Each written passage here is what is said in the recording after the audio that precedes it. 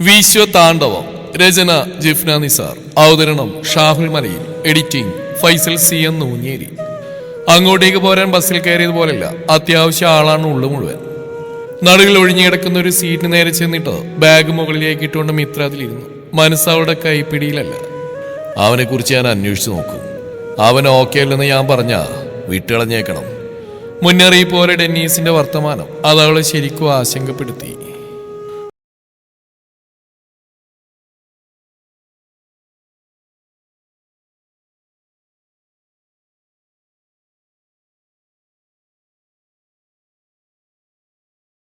Phone കയ്യിലെടുത്ത് പിടിച്ചുകൊണ്ട് ആലോചനയിലാണ് അവള്. അതിനിടയിൽ തൊട്ടടുത്ത് ആരോ വന്നിരുന്നു.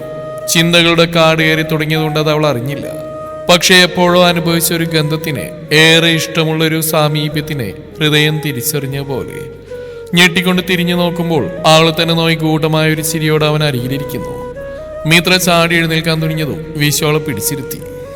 തല തട്ടൂടി അല്പം ശാസനയോടെ പറഞ്ഞിട്ട് അവൻ കണ്ണുരുട്ടി. വിശ്വ, നീ എങ്ങനെ ഇവിടെ? ആൾക്കാരെ പെട്ടെന്ന് കണ്ടപ്പോൾ സങ്കടവും സന്തോഷവും ഒരുപോലെ തോന്നി. ഞാൻ പറന്നു വന്നു. അവനൊരു കൈകൊണ്ട് പറക്കുന്ന പോലെ ആംഗ്യം കാണിച്ചിട്ട് പറയുമ്പോൾ മിത്ര കണ്ണു നിറച്ചുകൊണ്ട് അവനെ നോക്കി.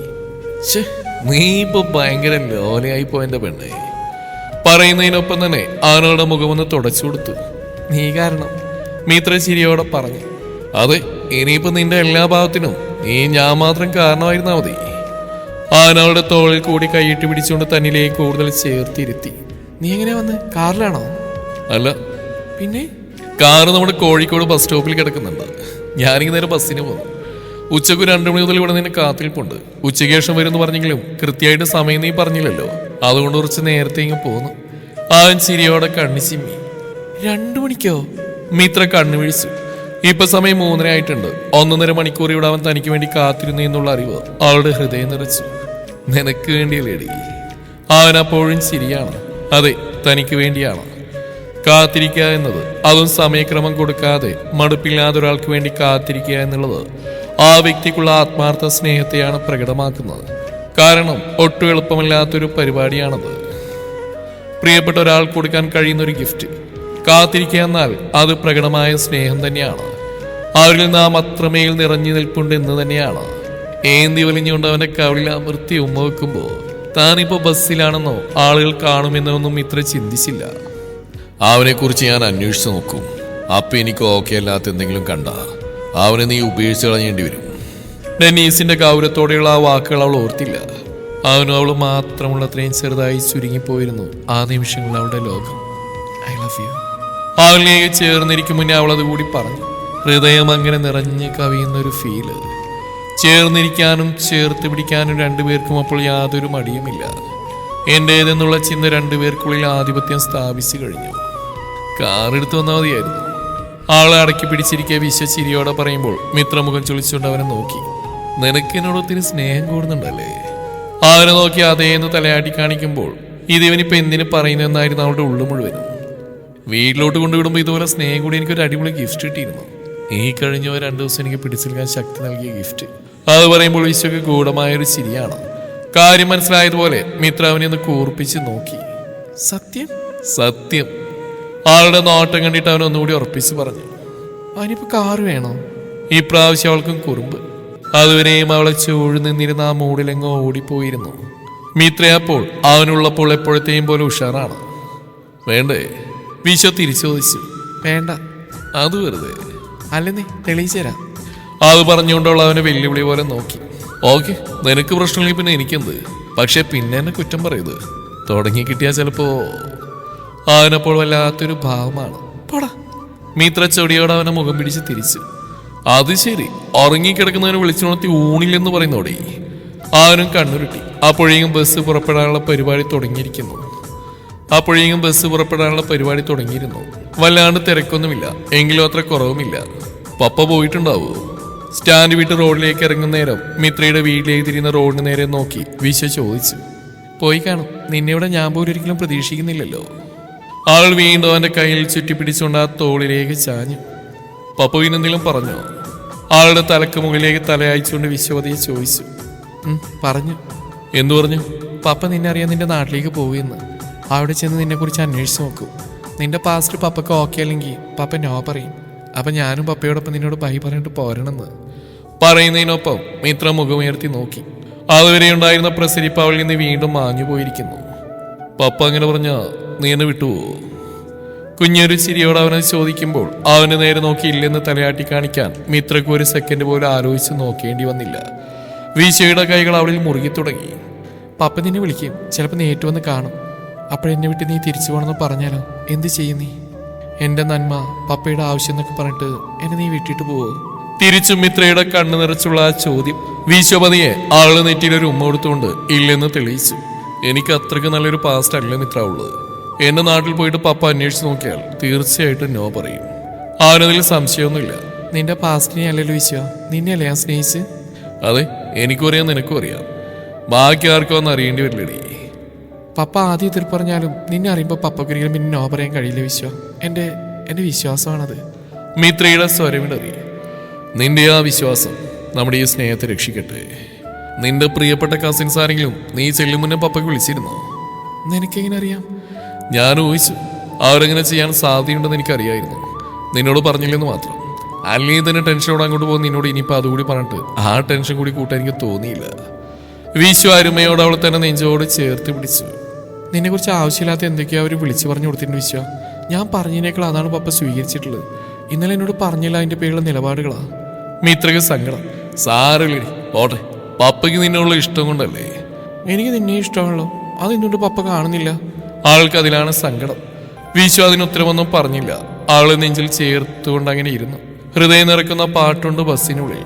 കാതോർത്തിരുന്നാൽ കണ്ണടച്ചുകൊണ്ട് കാറ്റിന്റെ തലോടൽ അറിഞ്ഞുകൊണ്ട് ആസ്വദിക്കുമ്പോൾ ഏറ്റവും സുന്ദരമായ മറ്റൊരു ലോകത്തേക്ക് കൂട്ടിക്കൊണ്ടുപോകാനുള്ള മാജിക് അറിയാവുന്ന പാട്ടുകൾ അതങ്ങനെ ഹൃദയത്തിൽ അലയടിച്ചു. പിന്നെയൊന്നും മിണ്ടിയില്ലെങ്കിൽ കൂടിയും പരസ്പരം പറയാനുള്ള വാക്കുകളൊക്കെയും ആ പാട്ടിന്റെ വരികൾ പ്രണയത്തോട് അവർക്ക് വേണ്ടി പറയുന്നുണ്ട്. അവർക്ക് രണ്ടുപേർക്കുമായി മാത്രം സെലക്ട് ചെയ്യപ്പെട്ടതുപോലെ യാത്ര തീരുവോളം അതങ്ങനെ ഹൃദയത്തിൽ അലയടിച്ചു. മോൾക്ക് അവനെ ഒരുപാട് ഇഷ്ടമാണ് നിശായ. മിത്രയെ ബസ് സ്റ്റോപ്പിൽ കൊണ്ടുവിട്ടിട്ട് തിരികെ വന്നിട്ടും പുറത്തെ ഗാർഡനിൽ ഒറ്റയ്ക്കിരിക്കുന്ന ഡെന്നീസിന്റെ അരികിൽ വന്നിട്ട് അത് പറയുന്ന ലിസിയെ അയാൾ അത്ഭുതത്തോടെ നോക്കി. ഇന്ന് വരെ അവരിൽ നിന്ന് ഇങ്ങനെ ഒരു വാക്കോ ഇടപെടൽ ഉണ്ടായിട്ടില്ലെന്ന് തന്നെയാണ് ആ അത്ഭുതപ്പെടലിന്റെ കാരണം. തനിക്കും മിത്രക്കും ഒരു ആശ്വാസമായി അവർക്ക് ഏറെ ഇഷ്ടമായിരുന്ന അവരുടെ ഏറ്റവും വലിയ സ്വപ്നമായിരുന്ന കന്യാസ്ത്രീ പട്ടം പോലും ഉപേക്ഷിച്ചുകൊണ്ട് അങ്ങോട്ട് കുഞ്ഞു മിത്രയ്ക്ക് വേണ്ടി അവളെ പ്രസവിക്കാത്ത അവളുടെ അമ്മയായി വന്നാണ് ലിസി. തീർത്തും പതിഞ്ഞ സ്വഭാവമുള്ള തന്റെ പെങ്ങൾ. പ്രത്യേകിച്ച് ആവശ്യങ്ങളോ ആഗ്രഹങ്ങളോ ഒന്നുമില്ല. അങ്ങോട്ടെന്തെങ്കിലും വാങ്ങിക്കൊടുത്താൽ അത് നിരസിക്കുകയുമില്ല.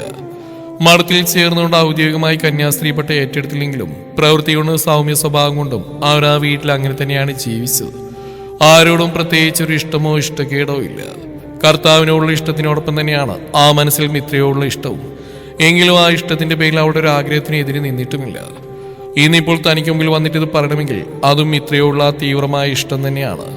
അവളുടെ പ്രണയത്തിന് നേരെ താൻ നോ പറഞ്ഞാൽ അത് അവൾക്ക് സങ്കടമാണെന്ന് തിരിച്ചറിയാൻ കഴിഞ്ഞിട്ടാണ്. ആ സങ്കടം സഹിക്കാൻ അവൾക്കും കഴിയില്ലെന്ന് പറയാതെ പറയുകയാണ്. ഡെനീസിന് സഹോദരിയോട് വല്ലാത്തൊരു ഇഷ്ടം തോന്നിപ്പോയി. ഇങ്ങ് വന്നേ, ഇവിടെ ഇരിക്കും ലിസി. പറയുന്നതിനൊപ്പം തന്നെ അതേ അവൾ തനിക്കരികിലേക്ക് അവരെ കൂടി കൈപിടിച്ചിരുത്തി. അവൾക്ക് അവൻ ഒരുപാട് ഇഷ്ടമാണെന്ന് എനിക്കും മനസ്സിലായി ലിസി. പക്ഷെ ഞാൻ ഒറ്റയടിക്കാതെ സമ്മതിച്ചു കൊടുക്കാത്തത് അതിനേക്കാൾ അവൾ നമ്മൾക്ക് ഇഷ്ടമായതുകൊണ്ടാണ്. തന്റെ ഉദ്ദേശശുദ്ധിയെക്കുറിച്ച് ഡെന്നീസ് മൃദുവായി പറഞ്ഞു കൊടുത്തു. നമ്മുടെ മോളെ നമുക്ക് അറിഞ്ഞൂടെ ഡെന്നീസായ? ഒറ്റയ്ക്കൊരു അന്യരാജ്യത്ത് അവൾ എത്ര വർഷം നിന്നു. അനാവശ്യമായിട്ടുള്ളൊരു ബന്ധത്തിലും പോയി ചാടാതെ അവൾ എന്തിനു പോയോ അത് ചെയ്ത് തിരികെ വന്നില്ലേ? ഇതാരും പറഞ്ഞെന്നല്ലല്ലോ. അവൾ അറിയാതെ ഡെന്നീസായ തന്നെ അന്വേഷിച്ച് കണ്ടുപിടിച്ചല്ലേ? പഠിച്ചെടുത്തെല്ലാം നല്ല ടോപ്പ് സ്കോർ വാങ്ങി അവൾ അവിടെ കടമ ചെയ്തില്ലേ? പതിവ് പോലെ വല്ലാത്തൊരു ശാന്തതയിൽ പതിഞ്ഞ ശബ്ദത്തിലാണ് അവരത് പറയുന്നത്. പക്ഷേ മിത്രയ്ക്ക് വേണ്ടിയാണെന്ന് തോന്നുന്നു. അല്പം ഒരു ചൊടി നിൽപ്പുണ്ട് ആ വാക്കുകൾക്കെന്ന് ഡെന്നീസിന് തോന്നി. ഇതിപ്പോൾ മോൾക്ക് തോന്നിയൊരു ഇഷ്ടം അതങ്ങനെ വെറുതെ തോന്നിയതാവില്ല. വ്യക്തമായിട്ട് അവനിലേക്ക് അവൾ അടുപ്പിച്ച് എന്തോ കാരണം ഉണ്ടാവും, അതുറപ്പാ. ഒന്നും അറിയാതെ അവൾ അങ്ങനെ ആരെങ്കിലും പോയി സ്നേഹിക്കുമെന്ന് എനിക്ക് തോന്നുന്നില്ല. അങ്ങനെയായിരുന്നെങ്കിൽ ആൾക്കത് മുന്നേ ചെയ്യായിരുന്നു. ലീസി അയാളെ നോക്കി. അതെനിക്കും അറിയാം, ഡെനീസും ചിരിയോടെ പറഞ്ഞു. പിന്നെന്തിന് എൻ്റെ കുഞ്ഞിനെ നിങ്ങൾ വെറുതെ വേദനിപ്പിച്ചു എന്നൊരു ധ്വനി നിറഞ്ഞു നിൽക്കുന്ന ഒരു നോട്ടമുണ്ട് അവർക്കപ്പോൾ. അവള് പറഞ്ഞ പോലെ എബിനോടുള്ള ഇഷ്ടം കൊണ്ട് അബിയും ടീനയും വിഷയെക്കുറിച്ച് മനഃപൂർവ്വം നെഗറ്റീവ് പറയുന്നതാണോന്ന് എനിക്കും സംശയമുണ്ട്. പക്ഷെ അവളോടത് പറഞ്ഞില്ല. എനിക്ക് അവനെ കുറിച്ചൊന്ന് അന്വേഷിച്ച് നോക്കണം. നമ്മുടെ മോളുടെ ജീവിതാലിസി അത് വെച്ചുകൊണ്ട് റിസ്ക് എടുക്കാൻ പറ്റില്ലല്ലോ. എനിക്കറിയാം മോശമായിട്ട് അവളൊരു തീരുമാനം എടുക്കില്ലെന്ന്. പിന്നെ അവള് നമുക്ക് അത്രയും സ്പെഷ്യൽ ലിസി. അപ്പം നമ്മൾ അവൾക്ക് കൊടുക്കുന്ന എന്നും സ്പെഷ്യലായിരിക്കണം. അതെനിക്ക് നിർബന്ധമുണ്ട്. വിശ്വ അതിന് ഓക്കെ ആണോ എന്ന് എനിക്കറിയണം. അതുകൊണ്ടാ ഞാൻ അത്രയും ഹാർഡായിട്ട് അവളോട് പറഞ്ഞ്. ഡെനീസ് അത്രയൊക്കെ പറഞ്ഞു മിത്രയുടെ സങ്കടം മാത്രമായി ലിസിയുടെ ഉള്ളിൽ നിറഞ്ഞിരുന്ന അത്രയും. അവൾക്ക് എബിച്ചനോട് ഇഷ്ടം തന്നെയാ ഡെന്നീസായ. അത് പക്ഷേ അവരാരും കരുതുന്ന പോലെ ഒരു ഇഷ്ടമല്ല എന്നുള്ളത് എങ്ങനെ എൻ്റെ മോളുടെ തെറ്റാവും? കുഞ്ഞിലെ മുതൽ കാണുന്ന അവനോട് പെട്ടെന്ന് ഇങ്ങനെ ഒരു ഇഷ്ടം തോന്നണമെന്നൊക്കെ പറഞ്ഞാൽ അവൾക്കത് പറ്റണ്ടേ? എല്ലാവരും എല്ലാം പോലെ ചെയ്യണമെന്നുണ്ടോ? എബിക്ക് അങ്ങനെ തോന്നിയെന്നും പറഞ്ഞുകൊണ്ട് മോളെ ഫോഴ്സ് ചെയ്യിപ്പിക്കും പോലെയൊക്കെ പറയാനൊക്കുമോ? അങ്ങനെയൊക്കെ ഉണ്ടാവുന്ന ഒന്നാണ് സ്നേഹം. ശരിക്കും സ്നേഹം ഉണ്ടായിരുന്നെങ്കിൽ അവളുടെ മനസ്സിൽ ഇങ്ങനെ ഒരു സംഭവം ഉണ്ടാക്കുന്ന സംഘർഷം അവരെ അറിയുകയല്ല വേണ്ടത്. അതിൽ നിന്ന് അവളെ രക്ഷപ്പെടുത്തി വിടുകയല്ലേ ചെയ്യേണ്ടത്. അതിൻ്റെ പേരിൽ ഇല്ലാത്ത ഇഷ്ടത്തിൻ്റെ പേരിൽ അവളെ ടോർച്ചർ ചെയ്യും പോലെയൊക്കെ പറയാവോ? അത് ക്രൂരതയല്ലേ? അല്പം ദേഷ്യത്തോടെ പറയുന്ന ലിസി. ആദ്യമായിട്ടാണ് അവരിൽ അങ്ങനെ ഒരു കുഞ്ഞ് ദേഷ്യം പോലും ഡെന്നീസ് കാണുന്നത്. എനിക്ക് മനസ്സിലാവും ലിസി. അയാളൊരു ചിരിയോടെ പറഞ്ഞിട്ടും ആ മുഖം തെളിഞ്ഞിട്ടില്ല. എത്രയും പെട്ടെന്ന് ഡെന്നിച്ചാൻ ആ കൊച്ചിനെ കുറിച്ചൊന്ന് അന്വേഷിച്ച് നോക്കണം. നമുക്ക് ദോഷമില്ലാത്ത എന്തെങ്കിലും കണ്ടാൽ തന്നെ അതിന് വല്ലാതെ മൈൻഡ് ചെയ്യാൻ നിൽക്കണ്ട. കഴിഞ്ഞ കാലം ഒരാൾ എങ്ങനെയായിരുന്നു എന്നതിനേക്കാൾ ഇനി അങ്ങോട്ട് ആ കഴിഞ്ഞു പോയ കാലത്തിൻ്റെ എന്തെങ്കിലും നിഴൽ അയാളെ പിന്തുടരാൻ സാധ്യതയുണ്ടോ എന്ന് മാത്രം നോക്കിയാൽ മതി. എല്ലായ്പ്പോഴും മനുഷ്യൻ ഒരുപോലെ ആവില്ലല്ലോ. സാഹചര്യം കൊണ്ട് പലതും ചെയ്തു പോകേണ്ടി വരും. സാമ്പത്തിക കാര്യം ചിന്തിക്കുകയേ വേണ്ട. ഇതെല്ലാം ഇത്രമോൾക്കുള്ളതല്ലേ. അവളെ നമ്മളെപ്പോലെ നമ്മളില്ലാതായാലും സ്നേഹിക്കാൻ കഴിയുന്ന ഒരാൾ വേണം. അത് മാത്രം നോക്കിയാൽ മതി. ലിസി വീണ്ടും വീണ്ടും പറഞ്ഞ് വിശ്വയുടെ കാര്യം തന്നെ കൺവിൻസ് ചെയ്യിപ്പിക്കാൻ ശ്രമിക്കുകയാണെന്ന് ഡെന്നീസിന് തോന്നി. മിത്രയ്ക്ക് വേണ്ടിയാണതോ ആൾക്ക് വേണ്ടി എന്തും ചെയ്യുമെന്നൊരു ഭാവമാണ്. പൊതുവെ മിതഭാഷിണിയാണവർ. ഇന്നിപ്പോൾ സംസാരിച്ച് മുഴുവൻ മിത്രയുടെ മങ്ങിയ മുഖം അവരെ എത്രമാത്രം സങ്കടപ്പെടുത്തിയെന്നുള്ളതിന്റെ തെളിവാണ്. മിത്രയുടെ സ്വന്തം അമ്മ ആനി ജീവനോടുണ്ടായിരുന്നെങ്കിൽ പോലും ആൾക്ക് വേണ്ടി ഇത്രയും വാദിക്കുമോ എന്നായിരുന്നു അപ്പോഴൊക്കെയും ഡെന്നീസിന്റെ മനസ്സിൽ. തിരികെ കോഴിക്കോട് ബസ് സ്റ്റോപ്പിലെത്തി വിശ്വ തട്ടിയുണർത്തുമ്പോഴാണ് പിന്നെ മിത്ര ഉണരുന്നത്. എത്തിയോ? എണീറ്റുടനെ നിരാശയോടെ അവൾ ആദ്യം ചോദിച്ചു അതാണ്. അതെന്താ അങ്ങനെ? എത്തണ്ടായിരുന്നു പിന്നെ? വിശ്വ ചിരിയോടെ അവളെ നോക്കി. എനിക്ക് മിണ്ടിയും കണ്ട് മതിയായില്ല വിശ്വ. മിത്ര മുഖം ചുളിച്ചുകൊണ്ട് പറഞ്ഞു. ഞാനല്ലല്ലോ, നീയല്ലേ ഉറങ്ങിയത്. വിശ്വ അവളെ കളിയാക്കി. അതിപ്പോ നല്ല അടിപൊളി പാട്ടുകളും അരിയിൽ എൻ്റെ ചെക്കൻ്റെ നെഞ്ചിന്റെ ചൂട്. ആരായാലും ഇറങ്ങിപ്പോ മിസ്റ്റർ. ആളതിന്റെ തുടയിലൊരു അടി കൊടുത്തു. ഓ ആയിക്കോട്ടെ, മേഡം ഇറങ്ങാൻ നോക്കി. ഇനി നമ്മൾ മാത്രമേ ഇവിടെ ഉള്ളൂ. വിശ്വ പറയുമ്പോഴാണ് പിന്നെ മിത്ര അതൊക്കെ ശ്രദ്ധിച്ചു തന്നെ. നമ്മളിനി എപ്പോഴാ വിശ്വ കാണുന്നത്? എപ്പോഴത്തെയും പോലെ അവന് വിട്ടുപോകാൻ തോന്നാതെ അവൾ വീണ്ടും അവന്റെ കയ്യിൽ ചുറ്റിപ്പിടിച്ചുകൊണ്ട് തോളിൽ മുഖം ചേർത്ത് വെച്ചു. എപ്പോ വേണേലും കാണാലോ എന്റെ പെണ്ണെ. അതൊക്കെ വെറുതെ പറയാം. കാണാൻ വിളിക്കുമ്പോൾ കൊടുക്കത് തിരക്കാവും നിനക്ക്. ആൾ ചുണ്ടൂർപ്പിച്ചു. നീ വേണ്ട പോലെ ഒന്ന് വിളിച്ചു നോക്കടി. ഞാൻ ഇട്ടം വല നോക്കാതെ വന്നിരിക്കും. അത് പറയുമ്പോൾ വല്ലാത്തൊരു ചിരിയുണ്ടവന്. സാറെന്താ ഉദ്ദേശിച്ചത്? മിത്ര കണ്ണുരുട്ടിക്കൊണ്ട് ചോദിച്ചു. ഞാനെന്ത് ഉദ്ദേശിക്കാൻ? നിനക്ക് ചുമ്മാ തോന്നിയതാ. ആയാ മതി. അല്ല, നമ്മുടെ കേരളച്ചിയുടെ കാണുമോ? വിശ്വ ചോദിച്ചപ്പോഴാണ് അവളത് ഓർത്ത് തന്നെ. ആൾ ധൃതിയിൽ ഫോൺ എടുത്ത് നോക്കി. ഇല്ല, വിളിയൊന്നും വന്നിട്ടില്ല. എന്നാലും ഉണ്ടാവില്ലെന്ന് അത്രയ്ക്ക് അങ്ങോട്ട് ഉറപ്പിച്ച് പറയാനും വയ്യ. എന്നെ വാശിയില്ല ഇപ്പൊ അവിടെ മെയിൻ പണി. എന്നാലേ അത് വിളിച്ച് പപ്പയോട് പറയാൻ പറ്റൂ. അവനോടത് പറയുമ്പോൾ ടീനയോട് ചെറുതല്ലാത്തൊരു നീരസമുണ്ട് അവൾക്ക്. പോട്ടിടി, സ്നേഹം കൊണ്ടല്ലേ. അവൻ ആ കവിളിലും തട്ടിയിട്ട് മൃദുവായി പറഞ്ഞു. പിന്നെ സ്നേഹമുള്ളവർക്ക് ഇങ്ങനെ സ്പൈ വർക്കായിട്ട് നടക്കില്ലേ? ഒന്ന് പോ വിശ്വ. ആൾക്കാതൊന്നുമല്ല, ഇത് അസുഖം വേറെയാ. നിനക്ക് എന്നോട് സ്നേഹമില്ല വിശ്വ? പിന്നില്ലേ. ഇതിന് നീ എനിക്ക് പറയുക സ്പൈ വർക്കായിട്ട് വരാത്തെന്താ? എനിക്ക് നിന്നോട് സ്നേഹം മാത്രമല്ല, വിശ്വാസം കൂടിയുണ്ട്. അവർക്ക് സ്നേഹം മാത്രമേ ഉള്ളൂ, അതന്നെ കാര്യം. വിശ്വ ചിരിയോടെ പറഞ്ഞു. അതന്നെ, ആർക്കിനോട് സ്നേഹമല്ല വിശ്വാസമില്ല, സംശയങ്ങൾ ആവശ്യത്തിൽ കൂടുതലുണ്ട് താനും. വിശ്വ അതിന് ഉത്തരം പറയാതെ സീറ്റിൽ നിന്ന് എഴുന്നേറ്റു. മുകളിലെ റാക്കിൽ നിന്ന് അവളുടെ ബാഗ് വലിച്ചെടുത്ത് കൊടുത്തു. സ്കൂട്ടി ഇവിടെ അല്ലേ? ആൾ വന്നില്ലെങ്കിൽ എനിക്ക് മെസ്സേജ് ഇടും, നമുക്ക് ഒരുമിച്ച് പോവാം. സ്കൂട്ടി പിന്നെ മുരുകനെ വിട്ട് എടുപ്പിക്കാം. വിശ്വ ഇറങ്ങാനുള്ള തയ്യാറെടുപ്പിലാണ്. ഒരു കൈ കൊണ്ട് മുടിയൊന്ന് കോതി സെറ്റ് ചെയ്തു. ഷർട്ടൊന്ന് കോളർ തട്ടി ശരിയാക്കി. അവൻ നോക്കുമ്പോഴും ആൾ അവനെ തന്നെ നോക്കി ബാഗിൽ കൈകുത്തി അതിൽ മുഖം താങ്ങി ഇരിപ്പുണ്ട്. തിരിച്ച് വീട്ടിലേക്ക് തന്നെ പോകാനുള്ള പ്ലാൻ ഉണ്ടോ? ഇനിയിപ്പോ പോകും തോന്നുന്നു. ആളുടെ നോട്ടം കണ്ടിട്ട് അവനൊരു ചിരിയോടെ പറഞ്ഞു. ശരിയാണ്, ഓരോരുത്തരായി കയറി തുടങ്ങിയിട്ടുണ്ട്. നീ ഇവിടെ വരൂ, എന്നാ ഒന്നുകൂടെ പോയിട്ട് വരാം. കേരളച്ചിന്റെ പപ്പയെ വിളിച്ച് പറയുന്നു മിത്ര ഡെന്നീസ് മാത്യു മിസ്സിംഗ് എന്ന്. മിസ്റ്റർ ഡെന്നീസ് മാത്യു കളത്തിലിറങ്ങുന്നു. നമ്മൾ ഒരുമിച്ച് കണ്ടുപിടിക്കുന്നു. നിന്നെ മൂപ്പര് സേഫാക്കും. എന്റെ കാര്യം പിന്നെ അധോഗതി. ഇനി പറയും, വീട്ടിൽ പോണം നിനക്ക്? അത്യാവശ്യം ഭാവാഭിനയങ്ങളോട് അവനെ ചോദിക്കുമ്പോൾ മിത്ര പെട്ടെന്ന് വേണ്ടെന്ന് തലയാട്ടി. എന്നാലേ എന്നെ മോള് നല്ല കുട്ടിയായിട്ട് ഇറങ്ങിക്കോ. വിശ്വ ചിരിയോടെ ആൾക്ക് നേരെ കൈ നീട്ടി. അവന്റെ കൈയും പിടിച്ചുകൊണ്ടാണ് മിത്ര എഴുന്നേറ്റ് പുറത്തേക്ക് നടന്നത്. ഉറങ്ങിപ്പോയതാ കുഴപ്പമായത്, അല്ലെങ്കിൽ കുറച്ചേരം കൂടി നമുക്ക് സംസാരിക്കാനുണ്ടായിരുന്നു. മിത്രക്ക് അപ്പോഴും ആ നീരസം മാറിയിട്ടില്ല. ആ പറഞ്ഞത് സത്യം തന്നെയാണ്. എന്തൊക്കെയോ ഇനി അവനോട് പറയാൻ ബാക്കിയുണ്ടെന്ന് ആൾക്കപ്പോഴും തോന്നുന്നുണ്ട്. സംസാരിക്കാൻ തോന്നുമ്പോൾ നീ എന്നെ വിളിക്കുക, ഞാൻ വന്നോളാം. അവനേറ്റു. വീട്ടിലേക്കോ? നീ വിളിക്കുന്നിടത്തേക്ക്. അവൻ ഉറപ്പെടുത്തു. ടീന നിന്നെ എടുത്തിട്ട് കൊടയും. അതിന് ഞാൻ അവളെ കാണാനല്ലോ വരുന്നത്, നിന്നെ കാണാനല്ലേ. അപ്പൊ അതൊക്കെ മോളെ എനിക്ക് വിട്ടേക്ക്. വീശ കണ്ണി ചിമ്മി കാണിച്ചു. ഞാനങ്ങോട്ട് മാറിക്കാം, നീ കയറിച്ചൊന്ന് വിളിച്ചു നോക്ക്. അതെന്തിനാ? വിളിച്ചിട്ട് ചോദിക്കുക എവിടെയാന്ന്. അവളെത്താനായിട്ടില്ലെങ്കിൽ നമുക്ക് ഒരുമിച്ച് പോവാം. എന്റെ കാറിന്റെ ഇവിടെ, അല്ലെങ്കിൽ നിന്റെ സ്കൂട്ടിയില്ല. അടുത്ത എവിടെയെങ്കിലും അവളുണ്ടെങ്കിൽ മാത്രം നീ കാത്തിരുന്നാൽ മതിയല്ലോ. പക്ഷെ അതിന് നീ മാറിക്കുന്നത് എന്തിനാടാ? ഫോൺ എടുത്തിട്ട് ടീനയുടെ തമ്മിൽ കോൾ ചെയ്യുന്നതിനിടെ മിത്ര ചോദിച്ചു. കയറേച്ചി ഇവിടെ എവിടെയെങ്കിലും ഉണ്ടെങ്കിൽ പിന്നെ അത് മതിയാവും, നിന്റെ പപ്പയ്ക്ക് ഇൻഫോർമേഷൻ കൊടുക്കാം. അതിന് മിത്ര മറുപടി ഒരു മുന്നേ ടീന കോൾ എടുത്തു. ആൾ യാത്രയിലാണെന്ന് ആദ്യം തന്നെ മിത്രക്ക് മനസ്സിലായി.